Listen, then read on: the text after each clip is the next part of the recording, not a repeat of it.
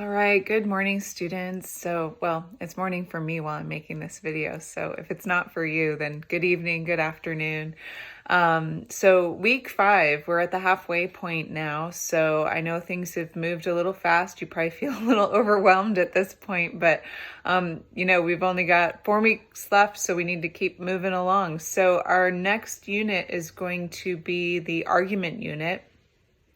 So we've learned ethos, logos, and pathos in the last rhetorical analysis unit. So now that we've learned what they are, we're going to use those in order to make our own arguments. So those, I call them ELP, ethos, logos, and pathos. It's, persuasive means to making an argument. So how do we think of the word argument? So oftentimes when we hear the word argument, we think of, discourse, like a fight, a verbal fight between two people. Maybe you argue with your parents or your siblings or your significant other, however it is, or even friends. And it's usually a negative thing. So when we hear the word argument, we think of something negative.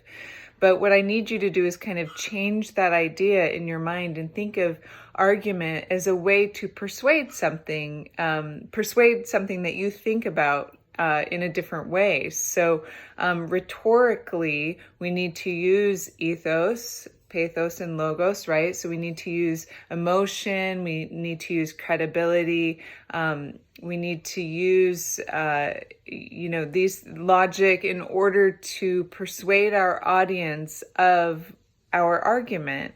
And this isn't meant to be in a negative way, but as a way to show them, examples of persuasive rhetoric as a way to get them onto our side. So the way we're going to be doing this is we're going to be learning about the Toulmin thesis. So most people haven't heard of that once they get into 1A, but a Toulmin thesis and or the Toulmin method is really just a method of argument, a method of writing that helps kind of organize these things better. So I like using it as a thesis format because what you do is you first establish your claim, which we already usually know how to do. So when we learn our basic thesis in high school or in lower level writing classes, we learn how to establish our claim. What is it that we are saying? What is our argument often, right? And then we're going to support it with the grounds, which is our evidence. So how are we supporting our claim? And then the warrant is where we make the connection between the claim and the evidence and start to think about why is it important? Like, what's the justification? Why does it matter? So we're going to be looking at that. We've got a variety of texts and articles. So we're going to be looking at some material, of course, from our online textbooks, but I also have a couple articles for you to read that make arguments, and we need to look through those and identify the rhetorical means that those writers are using.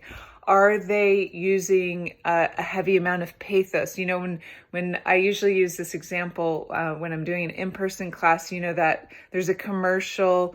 It's I believe it's the APCSA. I'm saying the acronym wrong. Anyways, it's for saving the animals, and so it shows all these really sad animals in cages, and we want to help them, and it's got the Sarah McLachlan song in the background, and it just makes you want to cry.